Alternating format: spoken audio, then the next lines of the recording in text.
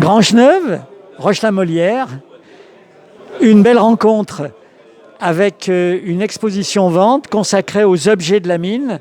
Vous la voyez derrière moi, des collectionneurs venus de la France entière, parfois même de l'étranger, des visiteurs aussi heureux de se retrouver après 2 ans d'interruption.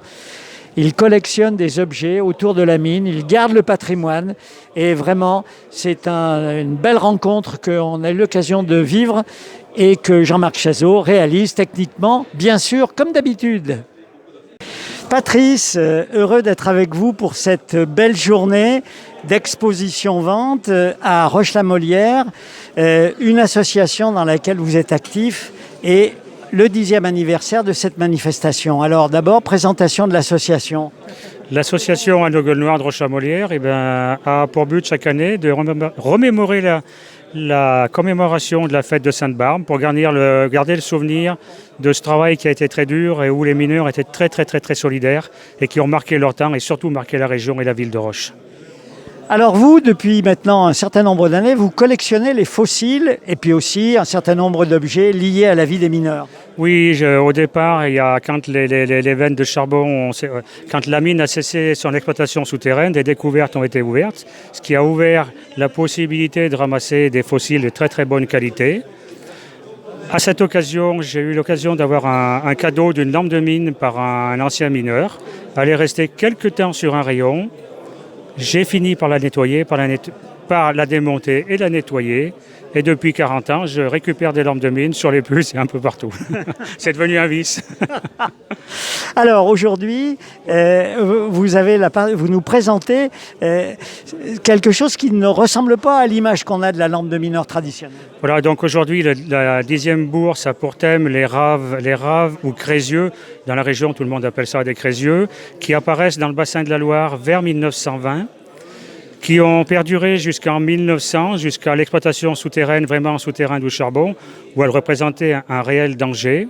On en trouve en Espagne, en Allemagne, et quelques-unes dans la région de Carmaux et d'autres dans la région de Blanzy.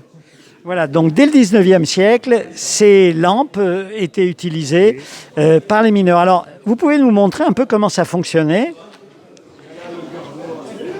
Donc voilà, la rave est composée donc d'une lentille. La rave, c'est tout simplement parce que ça fait penser... Elle ressemble aux légumes, justement. Elle est composée d'une lentille fermée par le porte-mèche et fermée par un coq ou un cœur, dans les modèles les plus anciens. Donc on voit bien voilà, le cœur, ouais. La mèche est devant avec un petit trou pour les vents. La lentille est montée sur un étrier mobile qui permettait à la rave de s'incliner pour consommer l'huile jusqu'à la fin du poste. Très astucieux parce qu'autrement, il ne fallait pas en perdre. Voilà, il ne fallait pas perdre de l'huile. L'huile était souvent vendue par les compagnies minières en plus, ce qui arrangeait pas la sauce. La lampe donc, pouvait utiliser son huile jusqu'à la fin de poste. Elle était équipée souvent d'un très long crochet pour éviter que la flamme arrive au sommet de la galerie, risque d'explosion du gaz grisou. Voilà, donc ce modèle...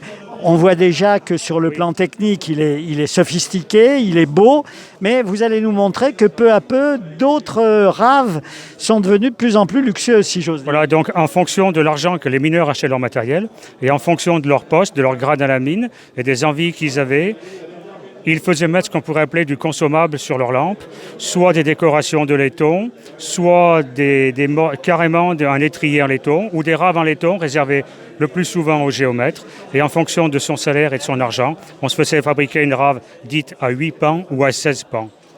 Alors on va en voir quelques-unes qui sont effectivement des objets absolument magnifiques et qui correspondent finalement à la hiérarchie qu'il y avait à la mine, parce qu'un ingénieur des mines, c'était quelqu'un. Oui, un ingénieur des mines était quelqu'un, c'était des gens qui étaient très respectueux, et en fonction donc de leur grade, ils se faisaient fabriquer des très beaux objets, tels cette rave à 16 pans en cuivre, avec décoration de laiton, qu'on le connaît jusqu'à maintenant à un seul exemplaire. Alors, regardez bien, amis, le seul exemplaire qu'on connaisse. Qu'on connaît pour l'instant, qu'il soit au moins exposé. Peut-être d'autres collectionneurs en ont-ils, mais alors ils les cachent vraiment. Voilà, donc c'est absolument superbe. Et puis, alors, il y en a d'autres qui, pour certains, par exemple, on voit bien, sont accrochés très haut, justement, pour des questions de sécurité. Donc, celle-ci, rave à 8 pans, a un crochet, justement, très long, avec une double préemption avec une deuxième possibilité de pouvoir l'accrocher sur un petit cran dans la mine, sur les poutres, juste au milieu. Ou à la cime, carrément, sur le crochet en forme de marteau, pour lui donner un autre cachet de son artisanat. Et alors là, sur le plan de la fabrication, c'est vraiment C'est de l'artisanat d'art. C'est de l'artisanat d'art. Là. C'est de l'artisanat d'art, bien évidemment. Bien évidemment. La finition est impeccable, il n'y a pas de défaut. Et on voit bien que ce sont des objets qui sont fabriqués à un exemplaire. Il n'y a pas de fabrication à la chaîne, là. Non, il n'y a pas de fabrication à la chaîne. Même dans les raves ouvrières, on trouve rarement deux modèles pratiquement identiques. Elles ont toutes quelque chose qui sont différentes les unes des autres. Tout. Chacun Chacun s'approprie son objet. Chacun a sa particularité. Chacune a sa particularité. Parce que la lampe, c'est la vie. Au fond de la mine, la lampe, c'est la vie. C'était le seul moyen de pouvoir s'en sortir et de travailler, bien évidemment, dans des conditions très difficiles et avec très peu de lueur. Imaginez une rave éclairée dans un appartement, ça ne donne pas beaucoup de lueur. Et puis, dernière chose, vous nous disiez que cet objet, finalement, c'est la même technologie, si j'ose dire, que ce qu'on trouve dans les lampes romaines. C'est la même technologie, c'est un dérivé de la lampe romaine, un récipient qui contient de l'huile et un crochet en fonction de l'utilisation qu'on veut en faire. Et la finition en fonction de son porte-monnaie. Et dernière chose, ces objets sont utilisés pour le charbon, bien sûr, depuis les années 1840, vous nous le disiez. Mais dans les tunnels aussi. Certaines raves ont été utilisées dans les tunnels. Dans les tunnels, aussi pour d'autres mines que la mine de charbon. Oui, bien sûr, on en retrouve beaucoup maintenant qui ont été exportés pendant les tremblements de terre au Pérou, notamment dans les mines d'étain. Ils s'en promènent beaucoup au Pérou, qui ont été envoyés justement pour pouvoir s'éclairer après les tremblements de terre et qui ont fini leur vie dans les mines d'étain. Étonnant. Merci à vous et merci à Jean-Marc pour la réalisation technique. Merci. Nous sommes toujours à cette belle exposition vente d'objets qui ont rapport avec la mine. Et avec nous, Sylvain. Alors Sylvain, vous êtes originaire de chez nous, mais votre métier, c'est pas du tout dans ce domaine-là. Ah non, je suis professeur de paléontologie au Muséum national d'histoire naturelle, à Paris. Excusez du peu, mais tout ce qui est donc fossile, ce qu'il y a sous la terre, ça vous intéresse? Oui, ça m'a toujours intéressé. C'est sans doute ma naissance dans le bassin houiller stéphanois qui a commencé ma vocation de paléontologue, en ramassant des plantes fossiles sur les crassiers, par exemple. Alors c'est vrai qu'il y en a beaucoup chez nous, c'est assez impressionnant. On a eu récemment une émission avec des collègues qui avaient trouvé des choses du côté de la plaine de Méon, c'est impressionnant. Ah ben oui, la ville est construite sur le bassin, sur le charbon en fait. Donc c'est normal, dès qu'on fait des travaux routiers, on tombe sur le charbon ou les schistouillés qui contiennent des végétaux, des plantes diverses et variées. Très bien. Mais aujourd'hui, eh bien, c'est votre hobby, c'est votre passion. Ces objets qui ont à voir avec la mine. Alors, on a déjà eu l'occasion de découvrir ces raves. Vous en avez de magnifiques. Mais vous allez nous montrer à peu près à la même période, en Angleterre, l'apparition de choses qui ressemblent plus à l'image qu'on a de la lampe de mineur traditionnelle. Oui, exactement. Les Anglais avaient le même problème que les Français dans leur chantier de mine, c'est-à-dire le grisou, le méthane qui explosait. Et donc, il y a des chercheurs anglais qui ont essayé de trouver une solution pour empêcher les accidents. Et donc, il y a un Anglais qui s'appelle Davy qui a inventé donc, cette lampe particulière qui reste encore une lampe à huile, sauf que la flamme, l'huile était dans ce réservoir. Sauf que la flamme, quand la lampe brûle, la flamme s'élève à l'intérieur d'un tamis. Donc c'est un tamis qui est donc avec un maillage donc assez fin. Et donc ce tamis protégeait un peu la flamme et permettait que les gaz brûlés et l'air frais qui rentrait dans la lampe constituent un mélange qui était pas explosif. Moins dangereux, disons. Qui était moins dangereux. Sauf que quand il y avait des courants d'air, on s'est aperçu assez rapidement que la flamme pouvait sortir du tamis et la lampe devenait très dangereuse à nouveau. En tout cas, c'est la première lampe de sécurité qui a été inventée par Davy et elle a envahi tout le monde entier en fait. Très rapidement, c'est venu chez nous. Très rapidement, c'est venu chez nous et l'administration des mines l'a imposé dans les chantiers où il y avait du grisou. Sauf que les mineurs étaient un peu réfractaires parfois et ont continué à utiliser la lampe qu'ils avaient payée, c'est-à-dire la lampe à huile classique. Qui était nettement plus dangereuse. Ah bah c'est comme si on a une bougie devant une bouteille de gaz. Donc, On imagine. on imagine que ça pouvait être extrêmement dangereux. Et donc il y Et avait puis un le concurrent. progrès va continuer. Oui, il y avait un concurrent donc de Davy qui s'appelle Stephenson, à peu près à la même époque, hein. Alors ce Stephenson, il est aussi célèbre pour d'autres raisons. Oui, il a inventé la locomotive. Excusez du peu. Oui, excusez du peu. Et donc Mais au fond, le charbon et la locomotive et les lampes de mineurs, ça a à voir. Ça allait de pair, hein. Sans charbon, pas de révolution industrielle. Mais les Anglais, ils avaient commencé la révolution industrielle avant nous. Et donc du coup, il a fabriqué le même genre de lampe, une lampe de type Davy, sauf que c'est la lampe dite de Stephenson, parce qu'à l'intérieur de la lampe, à l'intérieur du tamis, il y a en plus un verre qui protège le tamis de l'encrassement lié à la combustion de l'huile et qui évite aussi que la flamme sorte du tamis. Une deuxième C'est sécurité. une deuxième sécurité. Et plus tard, on passera aux lampes classiques, plus classiques qu'on connaît, avec le réservoir, le verre qui devient apparent pour avoir un peu plus de clarté, et ensuite Oui, une parce partie qu'avec le grillage, on ne devait pas voir grand-chose. et une partie ensuite qui va être cuirassée ou qu'avec des grillages, ça dépend des modèles. Et ensuite, on ira jusqu'à la lampe dite de Marceau, qui est la lampe de sécurité, qui est une vraie lampe de sécurité. Alors ce système-là, il arrive en France vers les années, la fin du 19e. Un petit peu avant la fin du 19e siècle, ouais. Et après, ça va être aussi imposé parce que la lampe, la rave finira par s'éteindre en fait, par disparaître. Elle restera dans les caves ou dans les fermes ou aussi dans les mines métalliques. Oui, où là, il y a moins de... Massif central, dans les mines de plomb, d'argent où il n'y a pas de gaz, on utilisait encore la lampe à huile, hein, qui éclaire très bien. Alors, vous avez même des objets un petit peu inattendus, et ça, c'est le plaisir du chineur, on peut dire. Hein. Dites-nous de quoi il s'agit là. Donc là, c'est des modèles dits miniatures. Donc vous voyez, vous avez des petites raves miniatures qu'on appelle aussi des raves d'honneur. Donc c'est des modèles réduits qui fonctionnent, hein, et qui étaient offerts soit au moment du départ à la retraite d'un mineur de haut grade, soit lors du passage, par exemple, d'un député ou de quelqu'un d'important qui avait défendu les mineurs, par exemple. On offrait des modèles réduits. Et donc là, c'est aussi un modèle réduit, mais c'est la lampe du mineur du Nord qu'on appelle la stiquette ou lampe à clous. Donc c'était une lampe comme on le voit sur le modèle.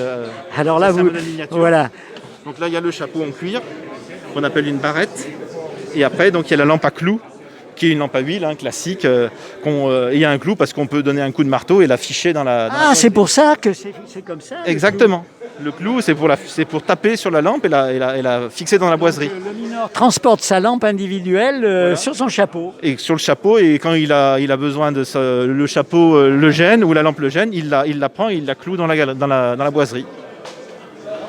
Voilà, écoutez, merci. Ça doit être un plaisir de retrouver parce que vous vous connaissez tous. Oui, on se connaît tous et ça faisait 4 ans que j'étais pas venu, donc je suis content d'être là. Merci à vous et merci à Jean-Marc pour la réalisation technique.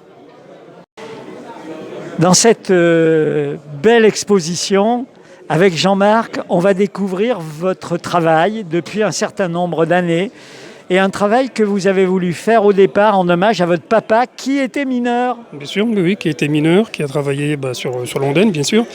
Mon père, et puis j'ai mes oncles, j'ai des cousins, issus d'une grande famille de mineurs. Ils en parlaient de la mine ? Oui, bien sûr qu'ils en parlaient. C'était, même s'il y a des choses qui étaient tabous, mais ils en parlaient, c'était devenu quelque chose de tellement habituel qu'on n'y faisait même plus attention. Mais c'est vrai qu'ils essayaient à la maison quand même de parler d'autres choses, d'aérer, on va dire. Mais oui, bien sûr que ça revenait systématiquement, automatiquement, bien sûr. Alors un jour, vous vous êtes dit, je vais lui rendre hommage, et pour lui rendre hommage, quelle idée vous avez eue ?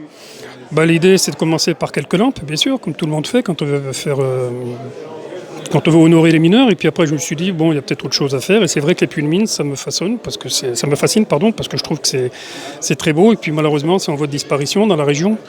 Donc j'ai voulu dire, je vais commencer par faire un puits de mine. Donc un des seuls qui reste sur l'Ondaine. J'ai voulu commencer par le puits du Marais, qui est toujours debout, hein, puisqu'il est au Chambon-Féjoual. Et j'ai commencé par celui-ci. Et j'ai trouvé que que le résultat me plaisait. Et après, j'ai dit, maintenant, je vais faire le puits de mine où mon père travaillait principalement, c'est-à-dire le puits flotteur. Et c'est parti comme ça. Alors, celui-ci, c'est le premier. Alors, vous utilisez vraiment de la récup et du bricolage et de l'habileté manuelle. Que de ça. Donc c'est principalement de la cagette de fruits, avec un petit peu de polystyrène, forcément, parce qu'il faut bien habiller. Et tout le reste, c'est des cartons, c'est des choses que je trouve dans ma caisse à outils, des petits trucs que je façonne, voilà, en fonction de la pièce que je vais faire. Voilà, mais c'est principalement de la cagette, oui. Alors c'est vrai que le résultat est complètement bluffant. Donc ce premier puits, c'est le puits du Marais.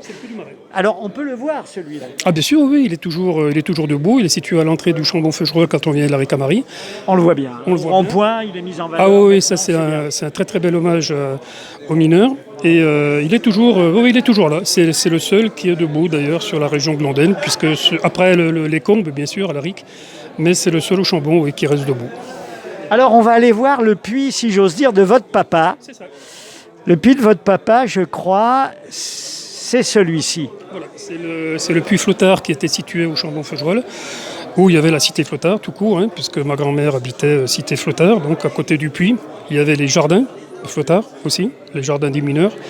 Mais celui-ci, je ne l'ai pas spécialement connu, c'est pour ça que c'est une découverte, une fois fini, de voir dans quoi mon père a travaillé, de voir à quoi ça ressemblait. Et alors, comment vous avez fait pour le faire, si j'ose dire? Parce qu'on a compris les techniques que vous utilisez, mais il n'y a pas de plan. Non, aucun plan. C'est que sur photo, et je ne vous cacherai pas que les photos ne sont pas forcément évidentes à trouver.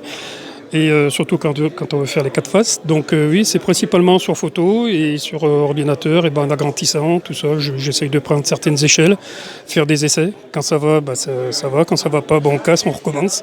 Et puis jusqu'à obtenir quelque chose qui soit cohérent, quoi. Voilà, et puis une fois que c'est fini, je regarde avec le résultat final. Et s'il y a des choses qui ne vont pas, encore une fois, on casse, on recommence. Et puis sinon, quand c'est fait, c'est fait. Voilà, tout simplement. Voilà. Alors, celui-ci, eh bien, ce puits, c'est un des derniers qu'on a pu voir en activité jusqu'en 83. Il n'y a pas si longtemps que ça, moins de 30 ans. Il y a moins de 30 ans, oui, c'est le puits Pigeot. C'est ce qu'on appelait la sentinelle de Londaine, qui a surplombé Londaine pendant des décennies. Et qui passait pas inaperçu, quoi. Je veux dire, c'était Pigeot, quoi. Je veux dire, il faisait partie du patrimoine, il faisait partie de la vue, il faisait partie de beaucoup de choses, quoi. Et beaucoup de gens ont descendu, surtout c'est un des seuls puits. Il faut bien se le dire tant que je vous dise pas de bêtises, celui-ci il descend donc à peu près à 500 mètres, c'est le puits Flottard qui descendait à moins 1000 mètres, ce qui était déjà un gros exploit. Considérable. C'est considérable, oui. Puis je me rappelle que mon père est rentré à la maison, il a descendu à 1000 mètres. Il était content, je suis descendu à moins 1000 mètres. Donc on ne se rendait pas compte, on était gamin. Mais avec le recul, on se dit, ouais, c'est énorme. C'est énorme, effectivement. Alors, ce qui se passait aussi, c'est que tous ces puits, on va voir les autres, beaucoup d'entre eux communiquaient. Et vous me disiez, votre papa, il les a tous plus ou moins connus. Il les a tous plus ou moins connus, oui. Je ne dis pas qu'il y a travaillé en permanence, mais il les a tous plus ou moins connus, oui. Parce que c'est vrai qu'il me disait, on rentre d'un côté, on sort de l'autre. Donc voilà, c'était... Il a toujours dit, de toute façon, là où on marche dans Londaine et sur Saint-Étienne, c'est un gruyère. Ça, il ne faut pas l'oublier. Et même encore aujourd'hui, il ne faut pas oublier que sous nos pieds, c'est un gros gruyère. Ça, il ne faut pas... Avec plein de sueur, plein de larmes, plein de sang, plein de tristesse, plein de choses. Ça, il faut pas... Plein d'amitié, plein de courage. Ah oui, beaucoup de solidarité. Il y a beaucoup de choses, oui, que je retrouve ici, avec des anciens mineurs, tout ça, je retrouve un petit peu cette convivialité et ça fait chaud au cœur. Oui. C'est vrai. Alors, vous avez continué à nous montrer... alors, le puits du Villaret, il se trouve où, lui? Alors, le puits du Villaret, il est sur le plateau mathésien, à côté de la Mure, au-dessus de Grenoble. Et c'est un puits j'ai mon cousin qui a travaillé dans ce puits.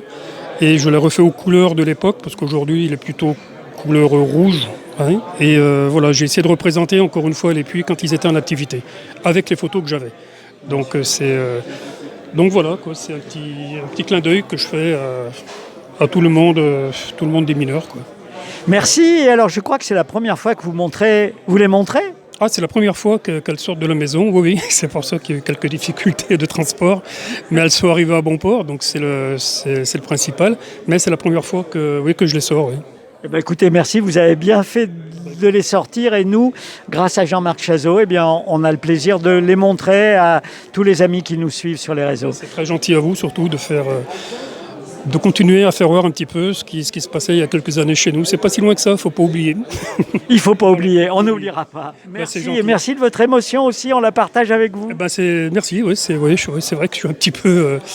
parce que ça fait tout bizarre de parler de ça comme ça, et je pensais pas surtout, et oui, ça fait quelque chose, quoi.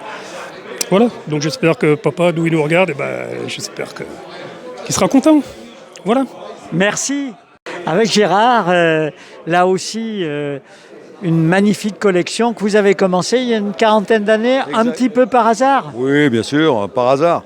Vu que le grand-père de mon épouse était mineur, un jour on m'a fait cadeau, il avait eu un accident dans les mines, à Saint-Étienne d'ailleurs, et pour me faire plaisir, on m'a fait cadeau d'une lampe. Puis ça a été le début. Le début. Début de la catastrophe, si j'ose dire. Voilà, aujourd'hui, depuis 40 ans, je vis avec les lampes. Voilà. C'est passionnant. Les lampes et d'autres objets aussi. Tout ce qui a trait à la mine. Mais il faut quand même dire une chose, que des lampes, ça a commencé à Perpète au temps des Romains, si j'ose dire, et même avant, parce qu'ils avaient des mines déjà, faut pas croire. Bon, ils n'avaient pas des puits, ils avaient des fendus qu'on appelle, ils plongeaient dans la montagne en biais, et ils allaient chercher le charbon et autres. Mais bon, ils cherchaient pas trop, quoi. Mais il y avait des lampes qui étaient à l'huile, des lampes il y avait un bâton allumé. Après, il y a eu un peu mieux. Et petit à petit, ça s'est amélioré.